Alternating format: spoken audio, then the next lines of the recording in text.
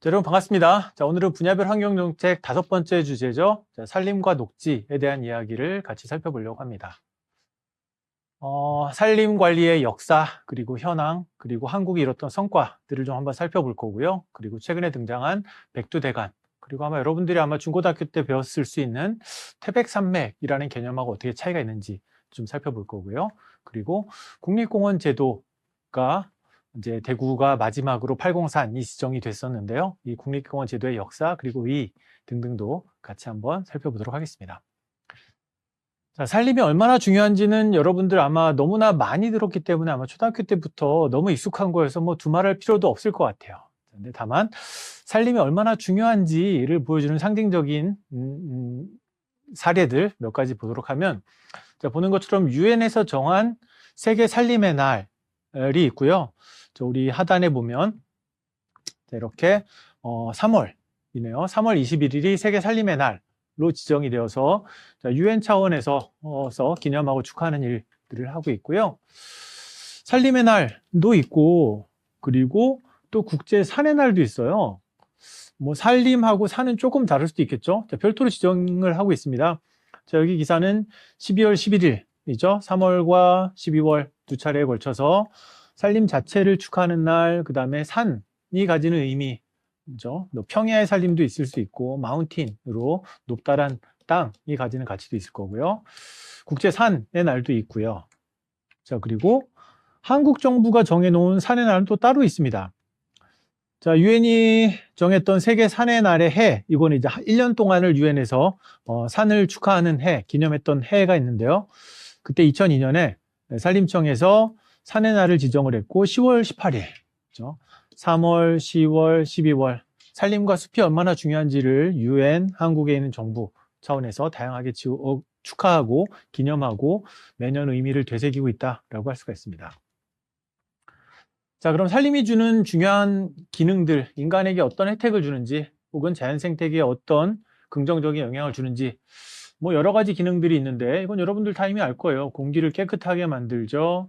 그리고 산림이 무너지지 않게 수자원을 잘 함양하고 있다가 가뭄이 들 때는 또 강이 마르지 않게 물을 내보내는 역할도 하게 되고요. 물도 깨끗하게 만들고, 산이 무너지지 않게 만들고, 휴식 공간이 되기도 하고, 온실가스도 저감하고, 여러 가지 기능들이 있죠. 자, 12가지 기능들을 우리나라 산림청에서는 정해놓고 있고요. 자, 이런 12가지 기능들은 여러분들 이미 초등학교 때 알 거예요. 자, 산림청은 이 12가지 기능이 얼마나 중요한지를 화폐로 평가하는 일들을 주기적으로 하고 있어요. 돈으로 환산하는 작업을 하고 있고요. 주로 이제 환경경제학 하시는 분들이 하게 됩니다. 자, 여기는 그런 중요한 산림을 제대로 관리 못했을 때 어떤 비극적인 결과가 오는가를 보여주는 사례인데요.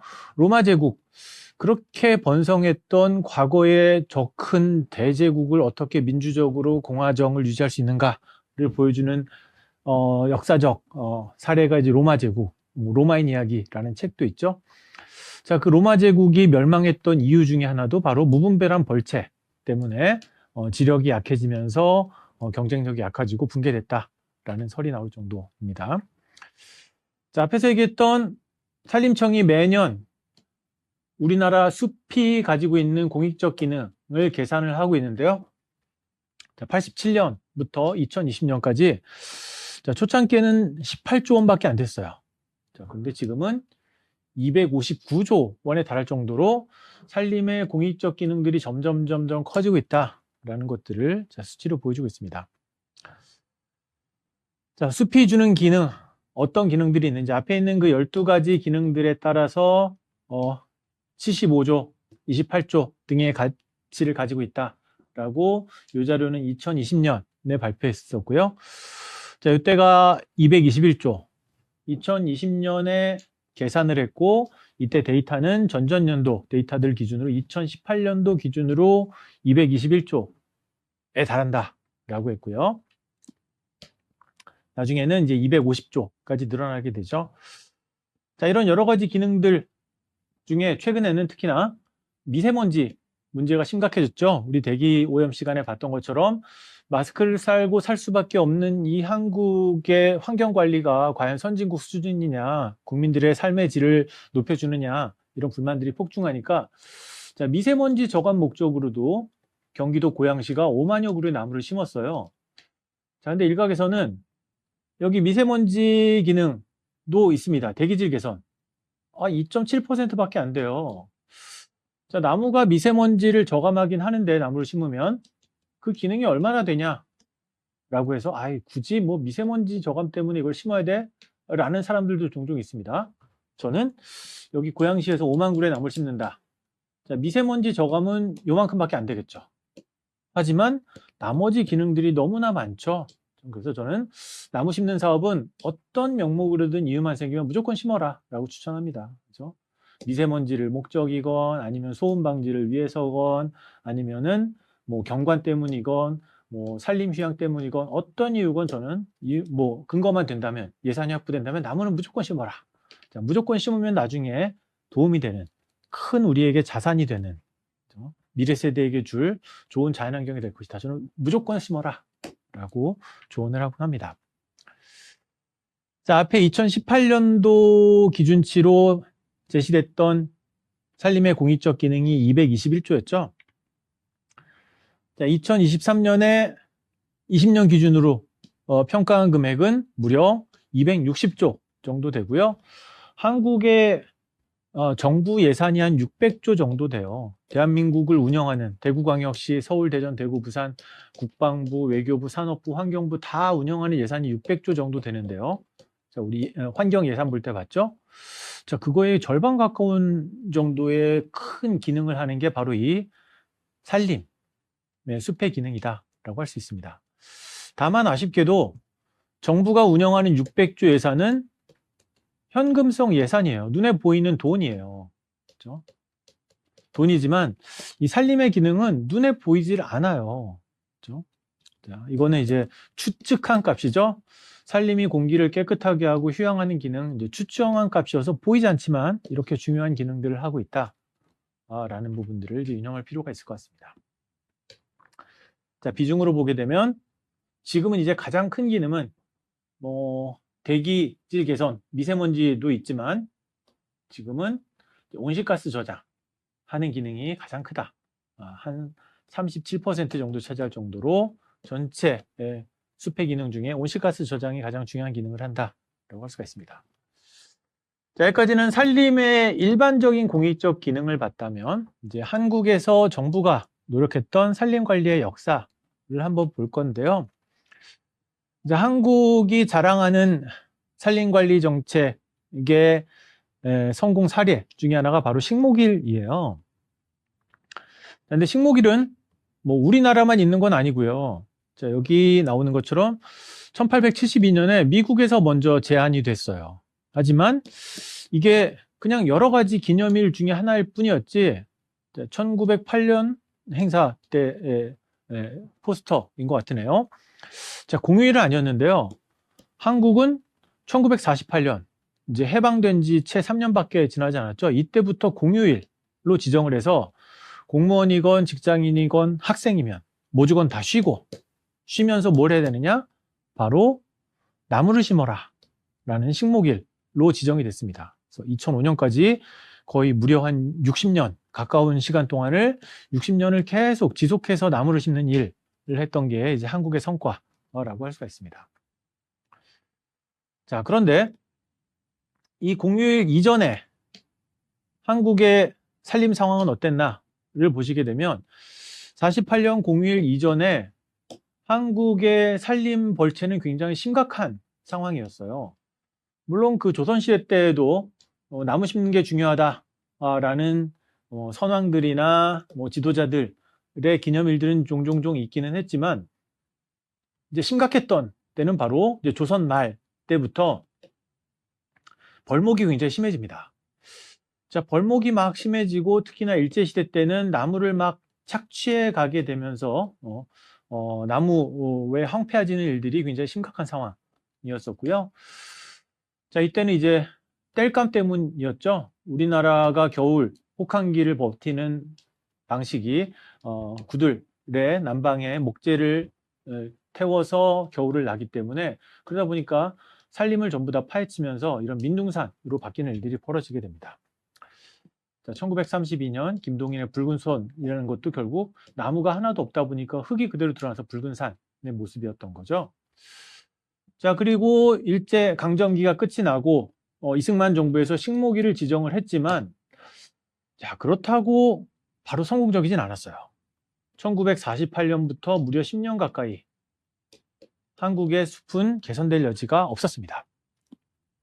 어느 정도였냐? 자, 유엔에서는 한국은 불가능하다. 이거는 뭐 도저히 구제불능이다. 복구될 수 없다. 라고 판단될 정도였어요.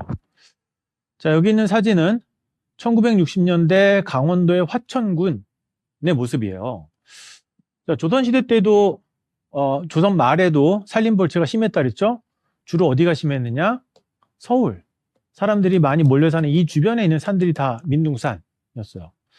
자, 강원도나 경상북도 이런 울창한 산림 지역은 그래도 녹지가 남아있는 편이었는데, 해방 이후에는 강원도 화천이면은 굉장히 오지예요. 지금도 가기 쉽지 않은 곳이에요. 서울에서도 가려면 한참 걸리는 곳이 바로 화천인데, 이 지역이 1960년대도 이렇게 다 나무를 다 파헤쳐가지고 생채기가 날 정도로 벌목이 심했던 게 한국이었습니다. 1948년 한국은 공휴일을 지정해서 나무 심었지만 10년이 훨씬 지나도 한국의 산림은 전혀 가능성이 없다. 구제불능이다. 라는 평가를 받았던 게 한국이었습니다. 자, 그리고 이제 또 10년이 지나가요. 1967년. 드디어 이제 정부가 이대로 안 되겠다. 라고 해서 산림청을 설립을 합니다. 자, 산림청이 67년에 설립이 되는데요. 식목일 공휴일 지정한 지 20년 만이죠. 자, 처음으로 이제 현판식이 진행됐던 때입니다. 자, 이때만 해도 농림부, 그렇죠? 산림, 농업, 식품 관련되니까 1차 산업이죠. 농업, 임업, 그리고 해양 등등의 1차 산업이기 때문에 농림부 산하의 독립청으로 산림청이 개청이 됐는데요. 자, 산림청 밑에 있으니까 나무 심기 사업이 잘 안 돼요. 나무를 심으려면 학생들이나 직장인들이나 공무원들이 많이 동원돼야겠죠? 자, 68년, 바로 1년 뒤인데요. 박정희 대통령이 가족들하고 나무 심는 장면이고요. 이렇게 사람을 동원해서 나무를 잘 심으려면 농림부가 아니라 내무부로 옮겨야겠다라고 해서 1년 뒤에 바로 산림청을 내무부로 옮깁니다. 자, 이때부터 이제 본격적으로 나무 심기 사업이 진행이 됩니다. 자, 68년 내무부로 옮기면서 산림청 주도하에 나무 심기 사업이 진행되고요. 자, 이 사진은 1970년대에 강원도 인제군이에요. 화천군보다 더 오지죠. 여기서 또 한참을 들어가야 되는 인제, 군대에 병역하러 가서도 가장 끔찍한 곳. 자, 인제 가면 언제 오냐라는 이제 농담이 있을 정도인 바로 그 오지, 강원도 인제군이고요. 여기 산도 전부 다 황폐해졌기 때문에 사람들이 줄지어서 이제 모 심듯이 나무를 막 심는 일들을 했던 게 70년대 상황입니다. 자, 10년이 지났어요. 자, 1980년 경기도 광릉이고요. 자, 수도권으로 점점 가까워지니까 더 벌채가 많았던 곳인데 조금씩 자라기 시작하죠. 10년이 지나니까 이제 줄지어서 심었던 나무들이 이제 조금씩 묘목으로 자라기 시작해요. 그렇죠? 산림 녹화 10개년 계획을 상당 부분 이제 성공을 이루면서 이때부터 이제 나무 성과를 이루게 됩니다. 자, 그리고 이제 40년이 지난 21세기죠. 2023년 한국은 국제사회 봤을 때 개도국 가운데 산림 녹화에 성공한 유일한 사례라고 평가를 받고 있어요. 자, 물론 산림 녹화의 성공적인 사례로 서독, 독일도 있죠. 영국도 있죠. 뉴질랜드 등도 있긴 한데, 자, 이런 데는 이제 선진국들, 이제 잘 사는 나라들이었고, 한국은 70년대 이제 아프리카 국가 수준 정도의 낙후된 국가였는데, 이런 나라가 이렇게 나무 심기에 성공한 사례 전 세계에 유례가 없다. 그 못 살던 가난한 나라가 나무 심기 성공한 거, 이걸 이제 유네스코에 등재시켜야 된다. 기록으로 남겨야 된다. 라고 해서 이제 신청이 됐습니다. 자, 한국은 유엔이 본 개도국 가운데 산림 녹화에 성공한 유일한 사례로 간주가 될 정도로 빛나는 성과를 거뒀다라고 할 수가 있습니다.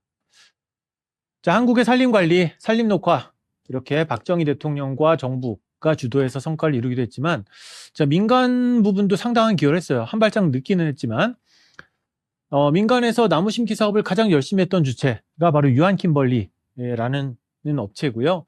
자, 여기는 이제 휴지도 만들고 생활용품도 만들고 한 곳이고, 자, 2024년에 바로 우리 강산 푸르게 아마 여러분 한 번쯤 들어봤죠? 자, 라디오나 TV나 뭐 인터넷이나 이런 광고 속에 유한 킴벌리 하는 공익 광고로 우리 강산 푸르게 나무 심자. 자, 이런 광고를 꾸준히 해왔고 40년이 됐습니다. 자, 그럼 처음 시작한 거는 1984년. 그렇죠? 정부보다는 좀 뒤늦게 했지만 오히려 더 꾸준하게 지속적으로 노력을 해왔던 게 바로 유한 킴벌리입니다. 자, 유한 킴벌리 이런 공익적인 일들을 해왔고요. 자, 지금은 21세기의 대한민국은 이제 민간들이 자발적으로 합니다. 이때까지만 해도 정부, 대기업들이 주도했다면 지금은 이제 아이돌 팬클럽들이 주도하는데요. 서울 난지한강공원이고요. 여기 저희 폐기물 정책에서 봤던 월드컵 경기장, 자, 소각장 있는 그쪽이에요. 자, 거기 난지도 옆에 있는 한강 쪽에 있는 공원이에요. 난지도 옆에 한강공원에 자, 스타들, 내가 좋아하는 가수 이름으로 이런 숲을 만들겠다라는 사업들이 진행이 됩니다. 세븐틴 숲, 뭐 소녀시대 숲 이런 것들이 막 BTS 숲 등이 지어지고 있습니다. 여기고요. 난지도 있는 보면 여기는 이제 여의도 맞은편 쪽에 있는 슈퍼주니어, 뭐 소녀시대, 티파니, 효연숲 등이 이제 팬들 중심으로 진행이 되고 있고요. 자, 서울시에서는 트리플래닛 이렇게 조직적으로 팬클럽 등이 동원되기도 하고 개인 차원에서 관심 있는 사람들도 나무에 심을 수 있도록 트리플래닛이라는 업체가 있는데요. 여러분 검색하시면 이 어플이고요. 트리플래닛 들어가서 여러분 폰에 다운받아서 이 게임을 하면은 여기서 조성된 돈을 가지고 초등학교에도 교실 숲을 지어줍니다. 초등학교 운동장 혹은 건물 뒤편에 남는 곳에 나무 심는 사업을 트리플래닛이 하고 있고요. 강원도의 산불 피해 복구 작업도 이제 트리플래닛 등과 같이 진행을 하고 있습니다. 다음 여기까지는 한국. 자, 남한의 산림 관리가 정부와 기업과 시민들이 참여하면서 이렇게 녹화의 성공 사례를 이뤘다라는 걸 볼 수가 있는데요. 자, 현재 21세기 한국의 숲들은 이래요. 여러분 흔히 보는 숲들이에요. 여기는 전남 장성군에 있는 충령산에 있는 편백숲인데요. 자, 인위적으로 사람이 60년 동안 우리가 나무를 심었죠. 자, 그게 티가 나요. 보면 여기는 나무들이 종류가 다 하나예요. 편백나무. 그렇죠? 자연적으로 있으면 다양한 나무들이 자랄 텐데 산림청에서 정부가 사람이 심으니까 일단 종이 하나고요. 편백나무 하나고 모양이 다 똑같고 그리고 일정하게 줄이 져 있어요. 줄 맞춰서 있죠. 나무들이. 이게 사람이 심은 인공림이라는 표가 나게 됩니다. 자, 그래도 한국은 이렇게 울창한 숲을 가지고 있어요. 여러분 시내만 좀 벗어나면 이런 숲들 보는 건 아주 익숙한 풍경일 겁니다. 자, 그런데 2022년 현재도 이런 민둥산이 있어요. 자, 어디냐? 바로 북한이에요. 자, 북한의 산에 나무가 이렇게 없어요. 그렇죠? 나무가 듬성듬성 있고 여기는 시커먼 건 사람인 것 같아요. 자, 민둥산으로 황폐화된 게 이제 북한의 모습입니다.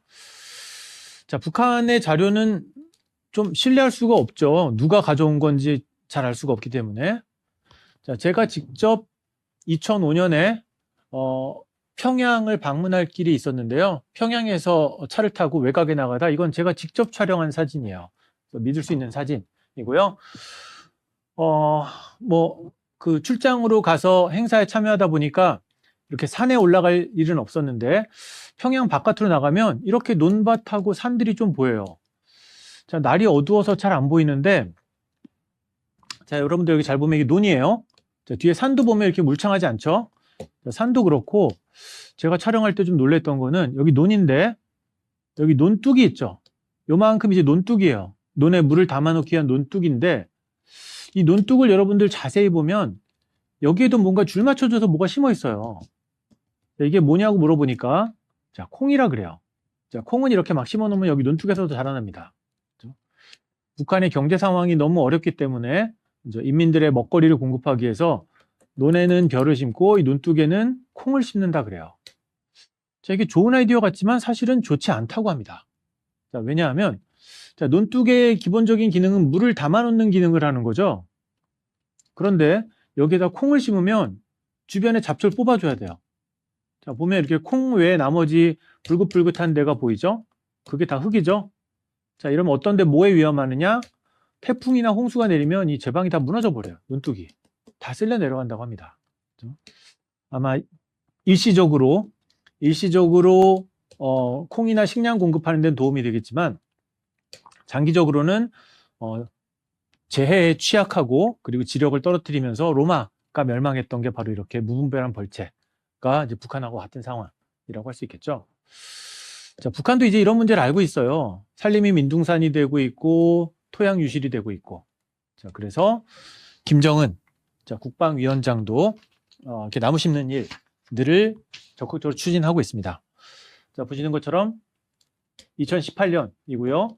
김정은 위원장의 한마디 때문에 산림과학대가 신설이 됐어요. 그렇죠? 북한의 땅이 이렇게 돼서는 국가가 발전할 수가 없다. 나무를 잘 관리해야 된다라고 하니까 그럼 전문가를 배양해라. 라고 해서 산림과학대가 신설이 되고 이렇게 직접 이제 나무를 심고 가꾸는 모습들까지 보이고 있습니다. 자, 2018년 북한의 상황인데요. 자, 그리고 4년 뒤에는 북한은 여전히 이제 나무 심기 할 여력이 별로 없죠. 자, 그래서 국제 적십자의 도움을 받아서 이런 조끼를 입고 있죠. 여기에 돈을 받아서 이제 북한의 이런 민둥산, 나무 하나 없는 산에다가 나무를 심는 일들을 이제 추진하고 있다라고 보입니다. 자, 2018년부터 이제 이렇게 김정은 위원장 지시로 녹화 사업이 진행되고 있지만 아직까지는 그렇게 큰 성과는 못 거두고 있는 것 같습니다. 자, 사진을 직접 한번 보면요. 2011년, 21년, 3년 정도 지났죠? 자, 민둥산이 줄었나 보니까 조림 사업에 성과가 있는 것 같다. 그렇죠? 과거에 이런 정도의 나대지였던 곳들이 나무를 심어가지고 이렇게 푸릇푸릇하게 바뀌었다라고 보이는데요. 성과가 보이긴 하는데 어디에서나 그러나 평양에서만, 평양 근처만, 김정은 위원장이 거주하는 평양 근처, 북한의 수도 근처만 이렇게 녹화가 됐을 뿐이지 평양에서 차를 타고 좀 멀찌감치 떠나면 여전히 이제 민둥산들, 함경도 이런 데 가면 이제 평안도 가면 역시나 벌채가 지속되고 있다라고 얘기를 하게 됩니다. 자, 북한 헌법에서 아직도 우리나라는 한반도가 우리나라의 전체 영토로 규정이 되어져 있죠. 자, 이 북한의 산림 어떻게 할 것이냐, 북한의 산림 현황 그리고 남북 협력을 해서 해결하기 위한 고민들을 이제 연구자 차원에서도 진행하고 있고 보고서도 나오고 있습니다. 한 가지 다행인 점은 남한에서 북한을 지원할 때 전략물자로 대부분 다 통제가 돼요. 심지어 뭐 아주 낡은 컴퓨터 하나도 통제가 되는데 나무 심기 이런 건 통제받지 않습니다. 군수물자로 전용될 리가 없죠. 그나마 가능한 정치적 의지만 있으면 남북 협력이 가능한 게 이 나무 심기 사업이다 라고 할 수가 있습니다. 자, 그러면 이제 다시 이제 한반도 북한의 문제는 이제 천천히 풀어야 될 테니까 다시 이제 한반도 남쪽 남한으로 와보면, 자, 우리나라 산림관리의 기본이 됐던 개념이 뭐 휴전선은 요 정도 되겠네요. 강화도니까. 자, 여러분들이 아마 초중고등학교 때 배웠던 우리나라의 지질학에서 보면 지리사회 시간에 보면 이렇게 한국의 산맥지도 교과서에서는 이렇게 태백산맥, 뭐 소백산맥, 뭐 촬영산맥 등이 있다라고 배웠죠. 자, 그런데 1990년대에 한 고지도 서점에서 산경표라는 책이 발견이 돼요. 옛날 조선시대 때 쓰여진 책인데 이 책을 보니까 우리 선조들이 가졌던 산맥 개념은 백두산을 정점으로 해서 이 백두산에서 나온 기운이 산맥을 따라 쭉 흘러서 여기 지리산까지 연결된다 라고 봐요. 자, 요런 백두산에서부터 지리산까지 연결되는 이 산맥의 개념을 백두대간이라고 부릅니다. 대간이 하나가 있고요. 그 다음에 나머지 정간 그리고 정맥들로 이어진다라는 게 이제 우리 선조의 백두대간 개념인데요. 태백산맥하고 백두대간을 보게 되면 태백산맥은 이렇게 뚝뚝 다 끊어져요. 이어지지가 않아요. 왜냐하면 여러분이 교과서에서 배웠던 태백산맥은 지질학적 구조, 땅속에 있는 안방과 이런 보이지 않는 땅속에 있는 지질학적 구조를 기준으로 만들어졌기 때문에 이렇게 뚝뚝 끊어져 있고요. 그리고 이제 한편에서는 이렇게 태백산맥이라는 개념을 도입한 게 일제시대 때인데 일제시대 때 바로 자원을 착취하겠어다 라고 하죠. 이제 두 가지 아마 결합되어 있는 것 같아요. 지질학이라는 과학적 토대와 그리고 당시의 일제 치하라는 자원 수탈 착취, 이거 두 가지가 결합되면서 이렇게 태백산맥이 바로 우리 것과 다른 개념으로 잡혀졌다라는 논란을 겪게 되고요. 자, 그리고 2005년에는 국토연구원에서 산맥 개념을 바꾸자, 바로 이렇게 1차 산맥, 2차 산맥, 3차 산맥으로 바꾸자라고, 이렇게 끊어져 있는 태백산맥이 아니라 백두산부터 이어지는 1차 산맥과 그 다음에 2차 산맥, 그리고 거기서 나뉘는 3차 산맥으로 이렇게 위계를 나뉘자라고 개념을 제안하기도 하는데요. 총리실 산하의 박사들이 모여있는 연구원이죠. 여기서 2005년에 발표한 이 개념이 바로 백두대간 개념을 담고 있게 됩니다. 자, 여기서 지금 논란이 벌어져요. 자, 지질학자들은 이제 과학적으로는 이게 맞다. 이거는 이제 아시아의 전통적인 개념일 뿐이지 과학이랑 결합되지 않는다라는 비판도 있고, 또 국토연구원에서는 또 그걸 반영한 새로운 산맥 개념을 제시하면서 백두대간이 옳으냐, 그리고 태백산맥 개념이 옳으냐, 이런 게 이제 좀 학계에서 논란이 벌어지게 됩니다. 자, 이때 재미난 책 한 권이 발간이 되는데요. 바로 나의 문화유산 답사기라고 하는 유흥준 이라는 한국의 문화재 청장을 역임했던 분이 90년대 두 번째 책을 냈는데, 이 책 제목이 굉장히 독특해요. 산은 강을 넘지 못하고 라는 제목이에요. 자, 이게 우리가 아는 생활 개념하고 틀려요. 우리는 강이 이렇게 흘러가다가 산을 부딪히면은 돌아가지고 이렇게 흘러간다고 생각하죠. 자, 그러면 반대로 강이 산을 넘지 못하고 돌아간다고 생각을 하는데, 자, 이 책의 부제목은 정반대예요. 산이 강 요걸 못 넘어간다는 거예요. 자, 왜냐하면 앞에서 봤던 이 백두대간 개념을 보면 백두산에서부터 쭉 흘러내려온 이 산맥이 어떤 강도 가로지르질 않아요. 강을 다 피해가요. 한강, 낙동강, 금강, 송진강, 영산강, 요걸 다 피해서 지나가요. 그래서 이 백두대간 개념을 가져오면서 산은 강을 넘지 못한다라는 게 알려지게 됩니다. 자, 이건 문화재 관련된 책이죠. 자, 이렇게 백두대간이 오르냐, 태백산맥이 오르냐, 90년대부터 우연히 알려졌던 조선시대의 개념이 이미 이제 사람들한테 호응을 얻게 되는데요. 산악인들, 문화재 관련자들한테 이제 호응을 얻게 되는데, 본격적으로는 2003년에 환경부가 백두대간 보호에 관한 법률, 약칭 백두대간법을 제정하면서 이제 정책적 개념으로 등장을 하게 됩니다. 자, 이 법의 두 번째 2조에서는 백두대간이란 백두산에서 시작해서 지리산으로 이어지는 큰 살줄기를 말한다. 바로 이 개념을 제시를 하고, 앞에 그 백두대간 그 줄기는 보존해야 된다라는 법률이 마련이 되면서 이제 정책적 개념으로 등장했다라고 할 수가 있습니다. 자, 다음으로 이제 한번 국립공원 한번 보도록 할까요? 이제 한국의 국립공원, 여러분 상식적으로 알아둘 필요가 있는 게 바로 대한민국의 1호 국립공원은 지리산일까요? 설악산일까요? 한라산일까요? 지리산일까요? 뭐 이런 거 물어보면은 한국 사람들 중에는 한라산이요. 왜냐하면 제일 높으니까.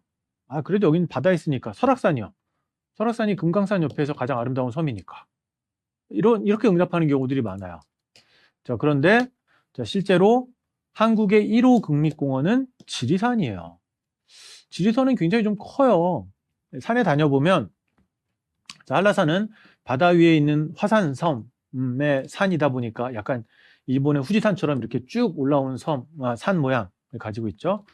설악산은 내륙의 산이다 보니까는 금강산처럼 뭐 여러 가지 공룡능선, 용화장성 등등 굉장히 아름다운 풍경들을 많이 보여주는 산인 반면에, 지리산은 굉장히 아늑하고 넓어요. 산이 크고 그냥 방대한 느낌이 드는 게 바로 지리산이에요. 그래서 아름다움보다는 이렇게 이제 포근함이 더 큰 게 지리산의 느낌인데, 이게 바로 우리나라 국립공원 1호가 됐습니다. 자, 왜냐하면 이 국립공원 1호가 지리산이 된 이유가 바로 산림 파괴와 관련이 있어요. 자, 1967년 지리산의 모습입니다. 자, 그 큰 산이 전부 다 살림을 벌채해가지고 땔감으로 패고 불법으로 남벌하면서 다 황폐화됐던 게 67년의 지리산이었어요. 자, 이거 다 나라 땅이거든요. 국유지예요. 그럼 아무나 함부로 베면 안 되죠. 근데 막 불법 벌목이 막 이루어집니다. 남벌꾼들이 막 들어와요. 자, 이걸 막아보자라는 고민을 누가 했냐 하면 바로 여기 지리산 아래쪽에 전라남도 구례에 있는 중학교에 있는 등산하는 선생님들의 모임, 클럽이 연하반이라는 곳이 있었고요. 여기서 이걸 좀 막아보자라고 고민하는데 어떻게 막아야 될까? 보니까 어떤 분이 미국에 가면, 자, 미국에는 국립공원이라는 게 있더라. 미국에 옐로스톤 국립공원이 있는데 이걸 우리도 도입하면 되지 않을까? 라고 해서 제안을 하고요. 청원 운동을 계속 벌입니다. 그래서 결국에 국립공원 법이 국회의원들을 설득해서 법이 66년에 만련이 되고 그리고 1호 국립공원이 바로 지리산 일정이 됩니다. 자, 60년대 지리산이 막 불법 남벌이 되던 모습이 지금도 남아 있는데요. 자, 지리산에서 제일 높은 산 봉우리가 천왕봉이죠. 천왕봉 바로 밑에 장터목이 있고 그 안에 제석봉이라고 있는데요. 장터목 상장에서 천왕봉 올라가기 전까지 올라가는 길에 보면 이런 고사목이 있어요. 자, 고사목을 쉽게 보는데요. 자, 이게 굉장히 아름답죠. 굉장히 이국적인 풍경을 보이고 있고요. 특히나 이제 겨울이 되면은 여기에 눈이 덮이면은 정말 이제 다른 세계 같은 모습이 등장을 하게 돼요. 그래서 유명한 사진 촬영하는 곳인데, 자, 이게 바로 옛날에 불법 방울목 하던 사람들이 불을 지르면서 잘못 타가지고 남은 숯더미가 바로 이 고사목이에요. 아직까지 그대로 남아있죠. 바로 옛날에 남벌하던 흔적입니다. 지금은 이제 우리가 아무런 산림벌채를 못하게 막아놔서 국립공원으로 보존이 되고 있다라고 할 수가 있습니다. 자, 21세기 대한민국 지금은 그럼 남벌이 없나? 옛날 자유당 때 얘기냐? 자, 그렇지 않습니다. 지금도 이제 무단벌채, 축구장 3배 면적을 그냥 4,000그루 나무를 그냥 막 베어내요. 자, 이거 자기 거 아니에요. 자기 숲에서 기른 거 아니에요. 그냥 무단 소나무를 벌채했어요. 자, 이거 갖다 트럭으로 팔면 수억 원의 돈을 벌죠. 자, 무단 벌채한 50대가 감옥에 가는 일들이 아직도 강원도 춘천에서는 막 벌어지고 있습니다. 자, 무단 벌목 아직도 돈이 되기 때문에 저거 배워갈까? 이런 욕구들이 남아있는 상황들입니다. 자, 이건 아주 예외적인 경우고요. 자, 이거는 법을 어겼으니까 바로 감옥에 가야 되죠. 자, 그럼 이제 여러분들은 이거는 저런 극악무도한 사람들이 살림을 망가뜨리는구나. 그렇지만도 않아요. 자, 일반인들도 살림을 망가뜨립니다. 바로 다밥에 의해서 살림을 망가뜨리는데요. 국립공원 중에서 탐방객들이 방문해서 가장 살림이 많이 망가지는 곳 중에 하나가 바로 덕유산이에요. 자, 덕유산에서는 이런 살림 파괴, 탐방객들로 인한 훼손들이 많이 발생을 하고 있습니다. 자, 그리고 대구는 2023년 한국의 마지막 국립공원으로 추가 지정이 됐죠. 23번째 국립공원으로 지정이 됐는데요.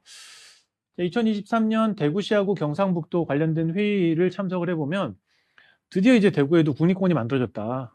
자, 그러면 이걸 홍보해서 사람들을 많이 오게 만들자. 이런 회의들을 많이 해요. 저는 그럴 때마다 얘기합니다. 자, 국립공원 1호가 어딘지 아느냐? 바로 지리산이다.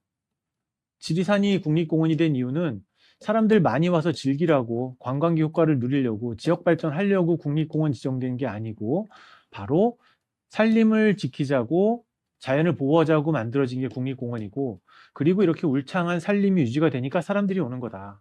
팔공산도 개발해서 관광 효과로 삼으려고 하는 게 아니라 경상북도나 대구시나 둘 다 팔공산을 어떻게 잘 가꿀 것인가, 잘 관리할 것인가, 환경부와 그리고 국립공원관리공단과 함께 잘 보존해서 대한민국의 가장 마지막 지정이 된 팔공산이 가장 훌륭하게 보존된 곳이다. 자, 이런 명성을 얻어야지 더 많은 사람들이 올 것이다.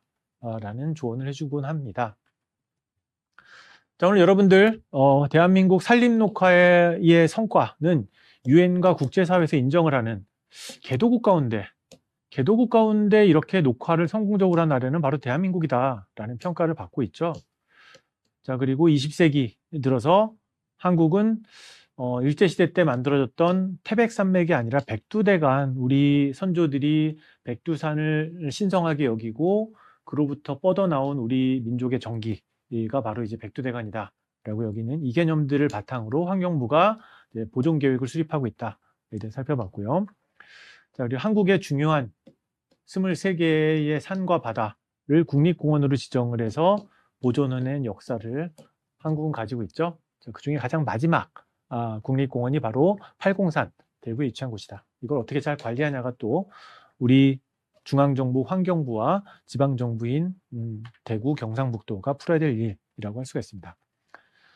자, 오늘은 산림녹지와 관련된 정부의 노력 첫 번째 성과 등을 봤고요. 다음 시간에는 두 번째 녹지관리, 도시숲, 그리고 대구의 녹지사업 이야기들을 다음 시간에 한번 살펴보도록 하겠습니다. 자, 오늘 수업은 여기까지고요. 여러분 수고 많으셨고, 다음 시간에 뵙겠습니다.